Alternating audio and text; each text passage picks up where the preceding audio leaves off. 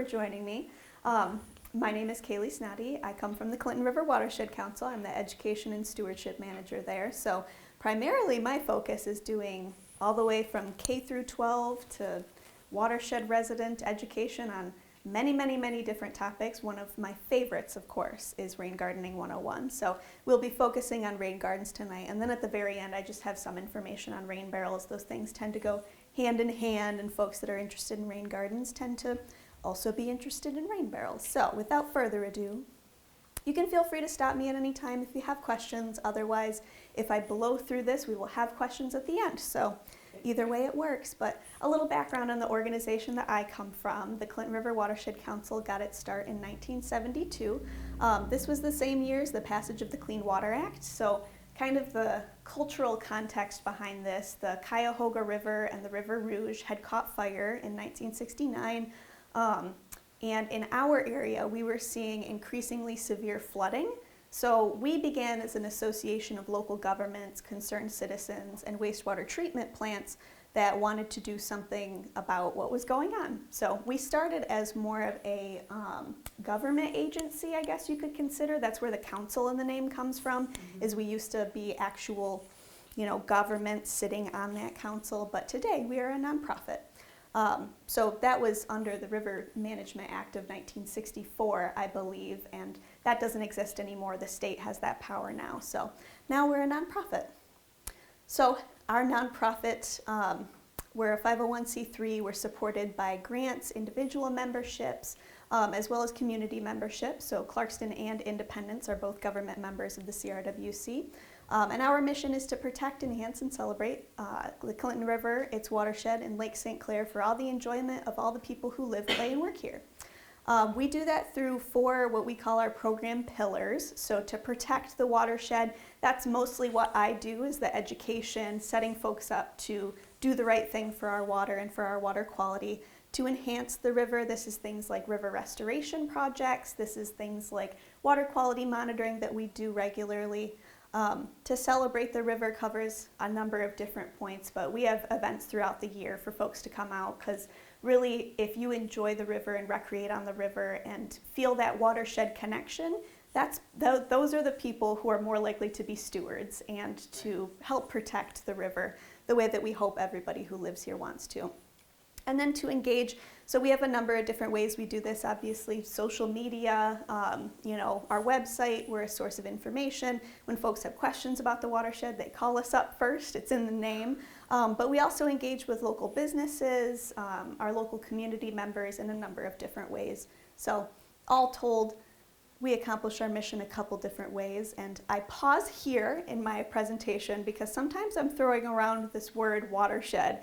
And in Michigan, I feel like this is 3rd grade curriculum. So for some folks, it's been years and years and years and years since they've heard this word. So a watershed is simply the area of land that drains to a common water body. So in this photo here, that red outline, all of the water that runs down the side of that valley into that river, all of that is the watershed. And in our area, it looks a little something like this. So the Clinton River watershed is sort of this funny, I call it like Pac-Man shaped object here in southeast Michigan. It covers about 5 counties, the majority of Macomb County, the eastern half of Oakland County, and then a sliver of Lapeer, St. Clair County to the north, and part of our service area is Wayne County to the south there.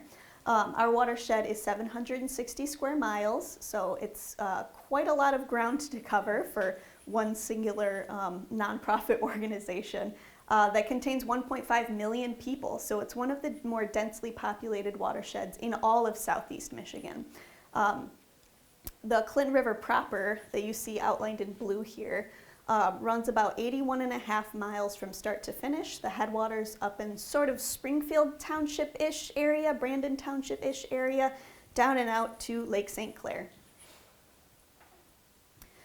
So some of the historical problems of the Clinton River watershed, I kind of just divide these into 2 different categories. Number 1 was the lack of policy and regulation. So like I said, the Clean Water Act didn't happen until 1972, and prior to that, it wasn't an uncommon sight to see things like old car chassis, construction equipment, farming equipment, things that would end up in the river. At this time, we thought that the solution to pollution is dilution, so it wasn't uncommon to see things like industrial waste and dumping happening. And then the kind of other bucket that I put it in is the very rapid development of this area. So essentially our watershed is the suburbs of Detroit. Really, our watershed began to develop in the 60s there in a big way. And that led to a lot of wetland loss, habitat loss, the rapid development of our watershed, and the shoreline hardening along Lake St. Clair, and certainly our inland lakes as well. Which brings us to the current water quality problems. Oh, wow, that's a really blurry picture. We'll have to put another one in there. So fecal bacterial contamination coming from combined sewer overflows and septic tank problems. Every day we're doing things to try and improve these conditions, but that's just the reality of some of the infrastructure that we have that's very, very old. Contaminated sediments left over from that historical dumping. We see flooding, the increased temperatures of our water. Our water is slowly getting warmer over time. We do still have some chemical contamination that comes from different sources. I feel like spills in the news just come and go, time in and time out, but the single greatest source of pollution in our watershed is stormwater pollution. And that brings us to rain gardens and why we encourage rain gardens. The reason why the Watershed Council is concerned with things like plants and what you're doing in your backyard. So stormwater pollution, this is essentially anything that comes off of stormwater runoff. So when it rains or when snow melts, that water will run off things like sidewalks, parking lots, rooftops, and carry with it all kinds of different contaminants. And these are carried by our storm drains, pictured here, directly into lakes, rivers, and streams. A misconception for a lot of folks, and certainly one that I had growing up, was that these drains go to some sort of wastewater treatment plant. And that's not true. For the majority of our communities, those storm drains connect directly to lakes, rivers, and streams via a pipe that looks very similar to this. This is actually a real photo of Macomb County, one of our storm drains. So as you can see here, there's trash. The color of the water is very muddy. There's obviously a lot of dirt that washes off the roads or construction sites, things like that. Fertilizers, pesticides, pet waste and non-pet waste like Canadian geese, oils, grease, and things that come off of our vehicles, all of that, when it rains or when the snow melts, washes into lakes, rivers, and streams. And can cause a bunch of different problems. So obviously the flooding is a problem. Those nutrients that come from pesticides and fertilizers lead to harmful algal blooms. So we have an overload of nutrients in our Great Lakes that causes an issue. But I feel like anybody who's ever had a big puddle in their backyard, which I feel like the majority of folks who want to put in rain gardens have experienced, knows that the excess stormwater can be a problem. So how do we fix that problem? First, we think about rainfall on natural surfaces. So on a natural surface, that water can move across the land while some of that infiltrates into the soil, percolating downward and moving into the groundwater, and usually horizontally into a nearby water source, whether that's a lake or a branch of the river. But in our stormwater systems, that looks a little bit different. So this is what I was describing earlier. We have our wastewater stream and our storm sewer stream. So the storm drains drain into these systems and come directly out into waterways. The sanitary sewer is separate and goes to the wastewater treatment plant. And in some of our systems, we have combined sewer systems. So this is a older method of infrastructure and isn't very common the further north you go in Michigan here, but it's worth mentioning. So these combined sewers are storm drains and our sanitary sewage that combines into the same pipe.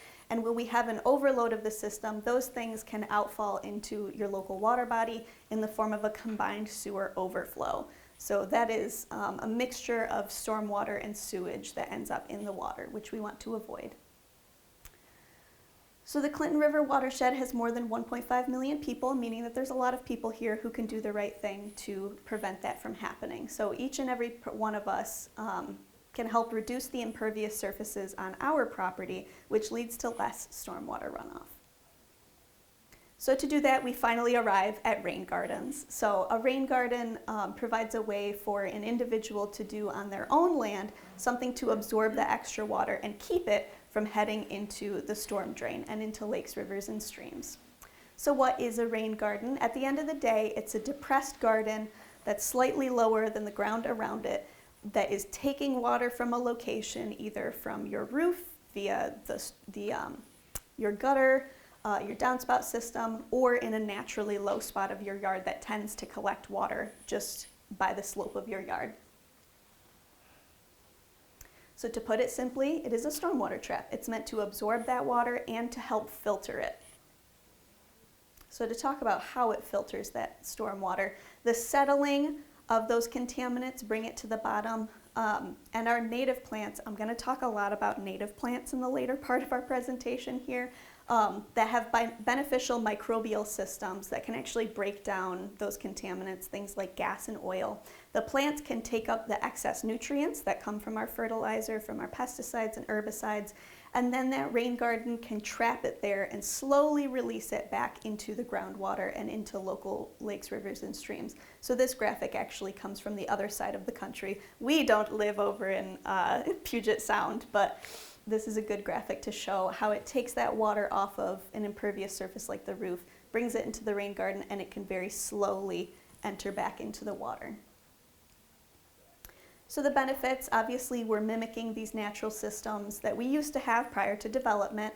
It helps to reduce erosion. A lot of times if folks are having a portion of their lawn that's washing out because their downspout is just jetting that water through that area, a rain garden can help slow down that water and actually give it a place to go, obviously filtering out the pollution. It provides wildlife habitat, as with any garden. You know, you're going to be visited by the birds and the bees and the butterflies. It increases the pervious surface area of your lawn where things can actually infiltrate. It obviously has curb appeal if you design your garden right.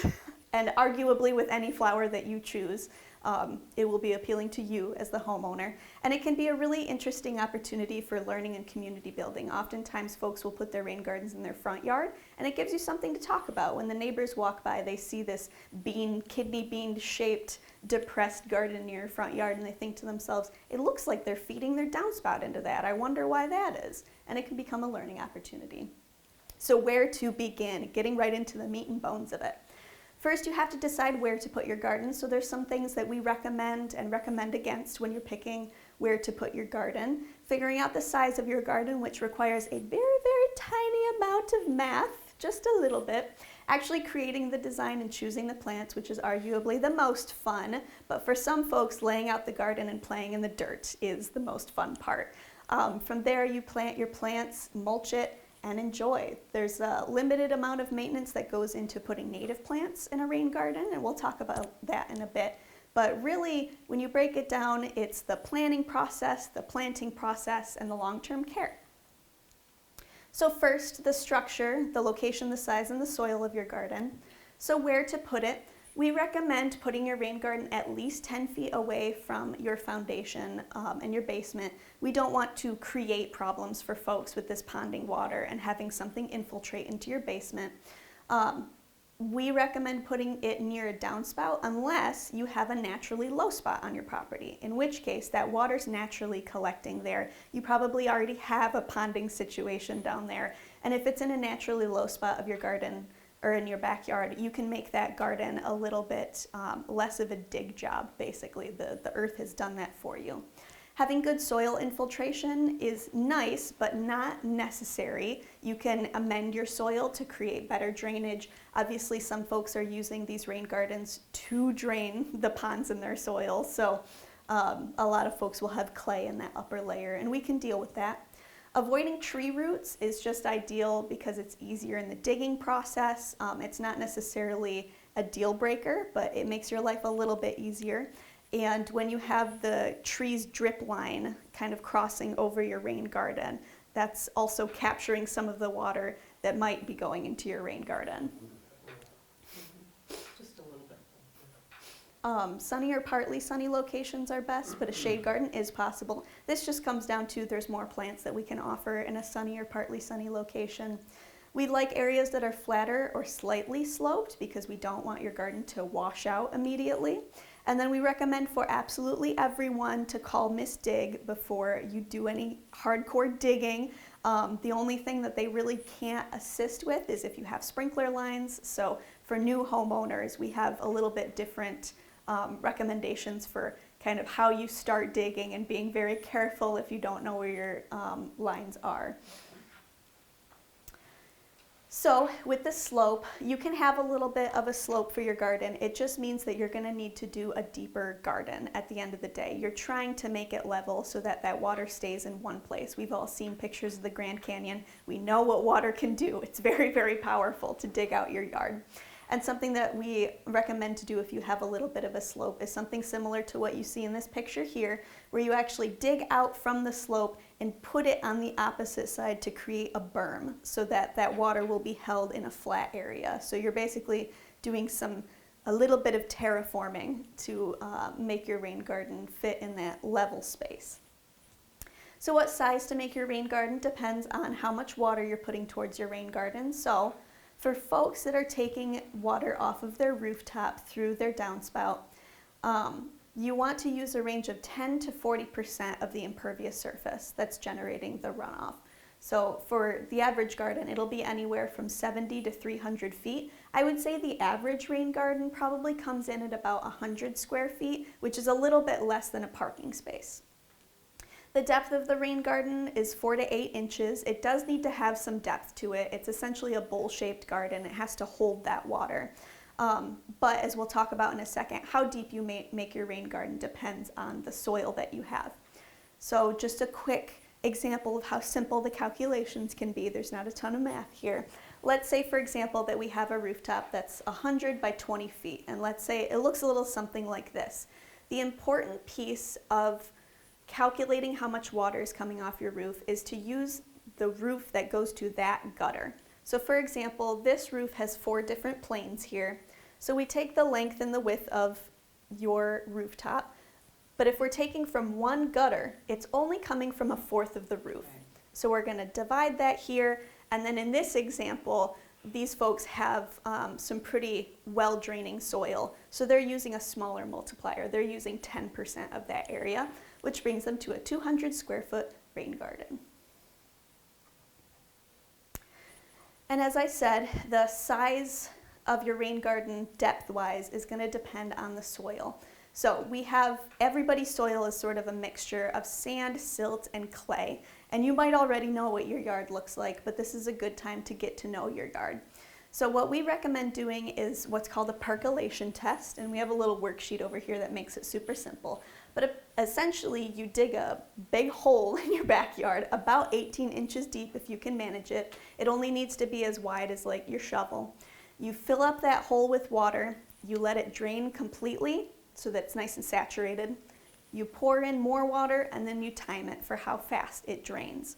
If it's draining super, super fast, you have more sandy soil. When you pick it up, it's going to have some grain to it. You're going to be able to feel it between your fingers versus something like clay that will drain very slowly. And when you rub it between your fingers, it sort of sticks together. It has smaller particles. Now, if you find yourself with a super clay garden situation or a super sandy situation, a lot of times those soils are not holding on to nutrients very well. So it's not really awesome for our plants that we're trying to put in the rain garden to plant in straight sand or straight clay.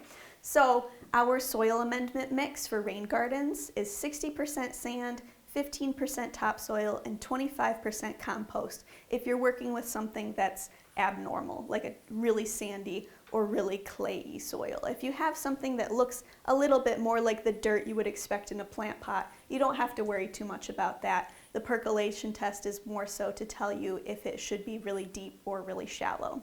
If you have a super fast draining rain garden, you can get away with a big shallow one versus, or I'm sorry, I misspoke. If you have a quickly draining soil, you want a smaller, deeper rain garden. It can handle it because it drains faster. If it's not draining very fast, you want to kind of spread it out, make it larger, make it shallower.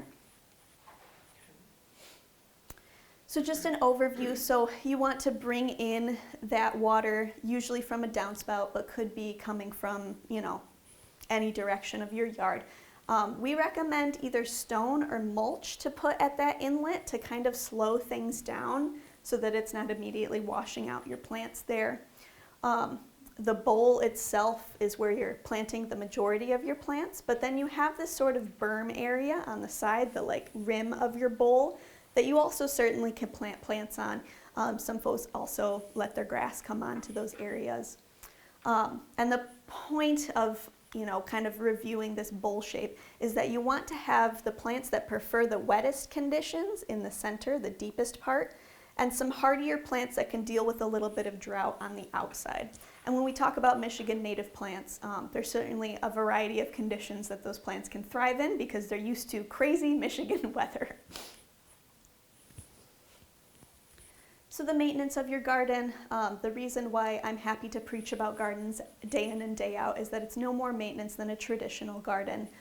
Weeding is always needed, and especially in the first year or so as those plants are establishing, getting bigger so that they can shade out the weeds that are trying to grow in from the bottom.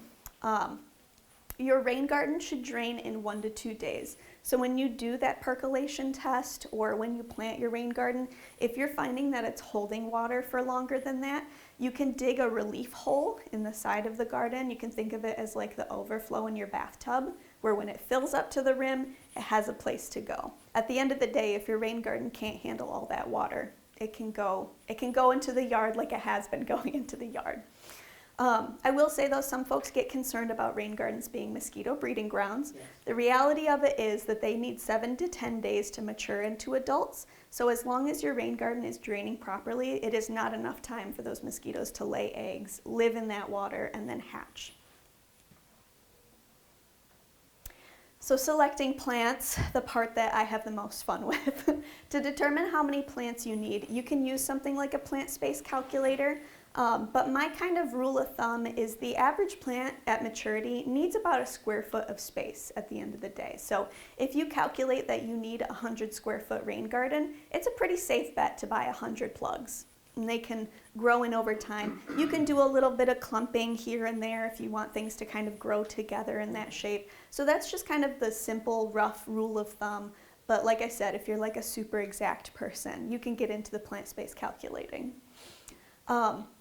When I'm selecting plants, obviously this is for like if you're indecisive, I feel like you have to narrow it down. But if you love the plants that you love and you already know what's going in this garden, obviously go with the plants that you love and that you'll maintain. But some of the things that I think about when selecting plants is the color. I like to have a variety of colors in the garden. The bloom time, so I like to have things that are flowering in spring, things that are flowering in the summer, and maybe one late bloomer to cover the fall. I always put a taller grass in there for visual interest in the winter time too, so that there's things to look at in all of the seasons, as well as the pollinators. So I like to have different shaped flowers because they will attract different things like butterflies, beetles, the bees, all of the different pollinators that'll come visit. And then some of the more hard and fast gardening rules is obviously the level of sun that you have, the water that's going to be coming into that portion. So like I said, the wetter plants need the deeper part of the garden, the things that can tolerate different stuff near the edge, as well as the nutrients that will be needed. So that has more to do with like the topsoil, the compost that's getting mixed in. But as I said, Michigan native plants make all of this easy. So we'll get to those in just a minute. And then obviously your gardener interest. Some folks prefer really crazy wild rain gardens, and other folks prefer more manicured ones, things that their HOA is going to be cool with. So I don't know why rain gardens should drain in 1 to 2 days is on this slide. That's a little bizarre. Salt tolerance is the last thing to think about when you're selecting your plants. So if you are, say, draining from your driveway, or your rain garden is going to be near your driveway or the road, you need to choose plants that are going to be more salt tolerant than the average plant. So if you notice that there's bare grass along where you're planning on putting your rain garden, that's a pretty good indicator that there's some salt in that area, and you should plan your plants accordingly. So now here is when I really lean into preaching about native plants. They're low maintenance, they need watering pretty much in that first year, the first summer certainly when it's really, really dry. But from there, they have grown their very deep reaching roots. They can kind of take care of themselves. We recommend mulching in that first year, and you can certainly keep it up if you prefer the look of a mulched garden. But that helps to retain the moisture and helps to control the weeds. And then weeding is just long-term care. But as the plants continue to mature and build out that sort of canopy of shade and shade out, and also build those robust root systems that'll kick out the weeds, you'll be weeding less through the years, but you still have to weed. Any preferences on mulch type, whether it's bagged or bulk or all mulch will do the trick. I personally don't use anything that isn't from like the organic tree hugger section of the hardware store or of the, like Home Depot or nursery, wherever you source it from. But yeah, I also have a preference for the stuff that's not dyed necessarily. I just like the au naturel stuff, but that's totally just preference. So once again, me just preaching the praises of native plants, this is what I'm talking about when I say robust root system. So this on the left here, this is the turf grass. This is the stuff, you get it from the sod farm. It rolls up really easily because those roots are just about as long as the grass itself, versus our things like our native plants. They have upwards of 8 to 16 foot deep roots at maturity, and for some of our native plants, they reach that maturity within 3 years. So not only do they help to control erosion, they support our native pollinators. These are the species that have grown alongside all of the things that have lived in Michigan for many, many millennia. They also help to clean that stormwater runoff. So as I mentioned before, these native plants have beneficial microbes associated with their root systems that can clean up stuff like gas and oil, and they help to absorb the extra nutrients from things like fertilizer, pesticide, the different applications that we might have on the stuff in our lawn. And they also help to improve the drainage of your soil over time. So as these deep reaching roots get into your soil, especially if you have clay or something that retains moisture, it will physically break up that soil so that it can absorb that water much better. So here are some examples of things that we like to see in our rain gardens. These are pretty common rain garden plants. So the cardinal flower is totally a favorite. And certainly a favorite of mine. It prefers the wetter portion of your garden there. Lizard's tail I think is really interesting because the flowers are sort of like a little white lance that comes off of them. Swamp milkweed will attract the beloved monarch butterflies to your garden. Joe pyeweed is like a related species, so it looks very similar, but this one, I will admit, is a huge plant. Joe pyeweed gets to be very, very tall, so it's not for the faint of heart.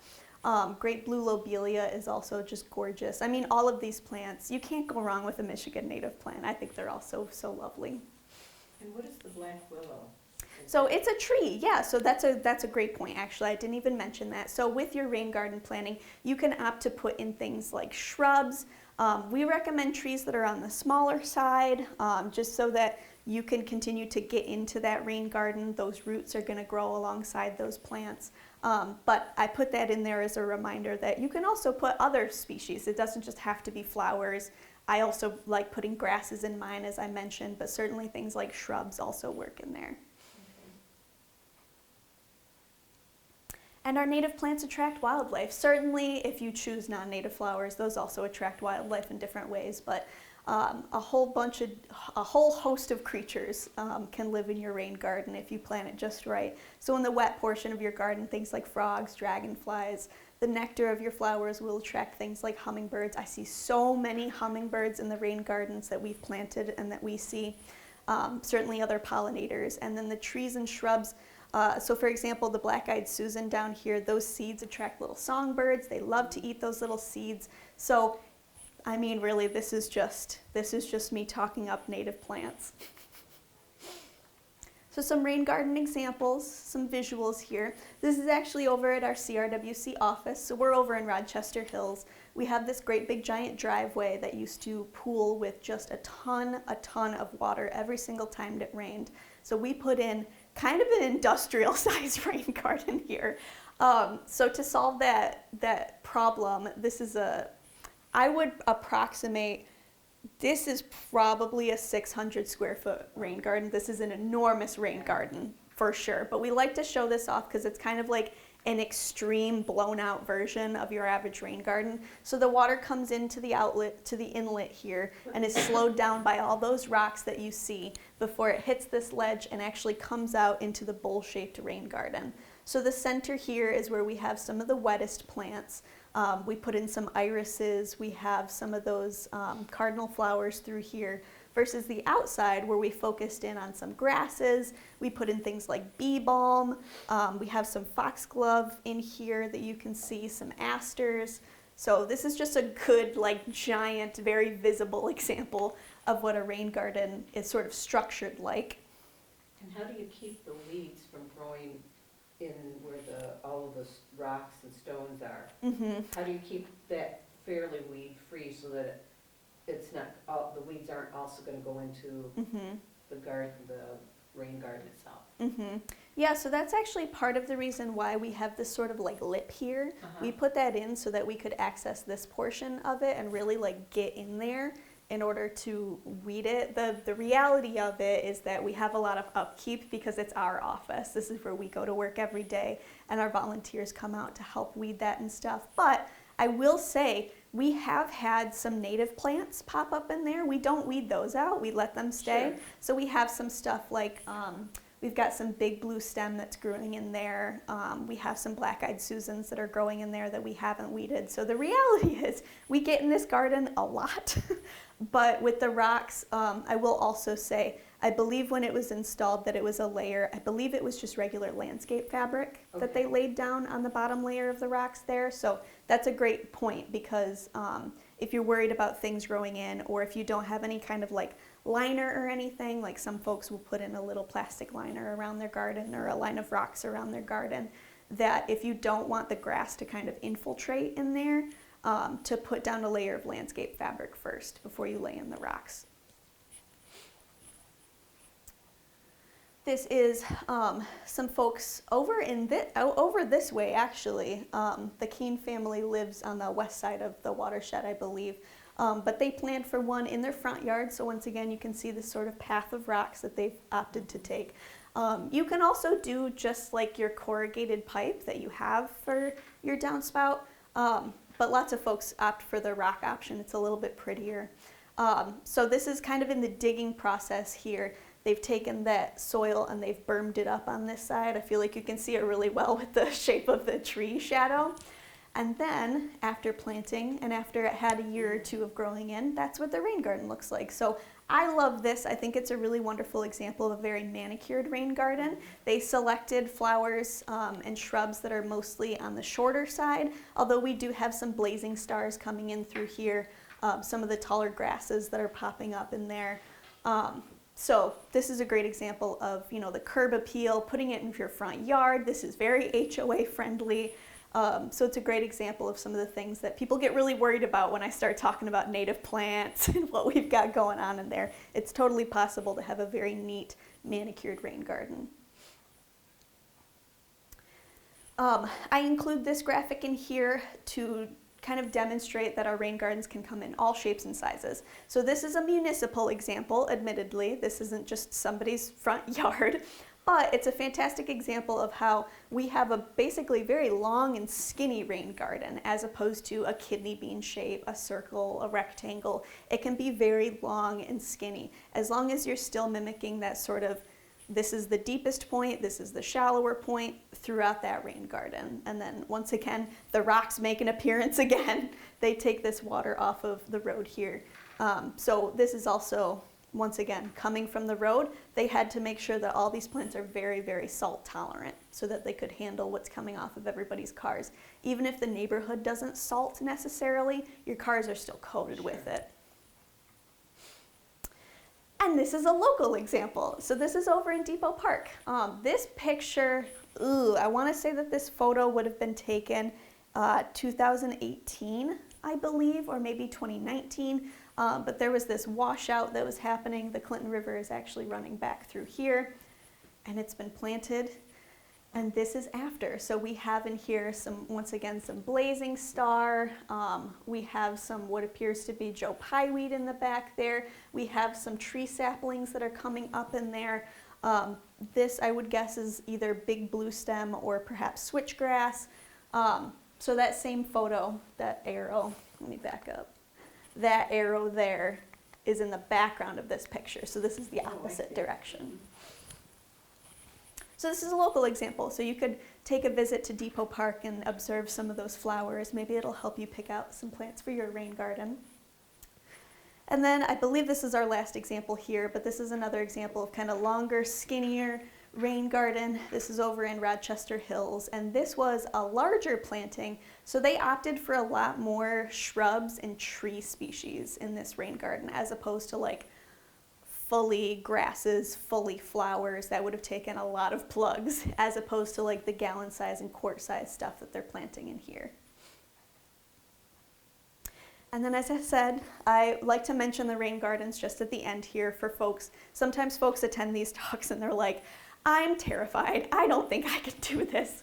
So I tack this on at the end here. Rain barrels are a good alternative for managing the runoff that comes off of your roof. It hooks directly up to your downspout. They're getting cheaper and cheaper each year.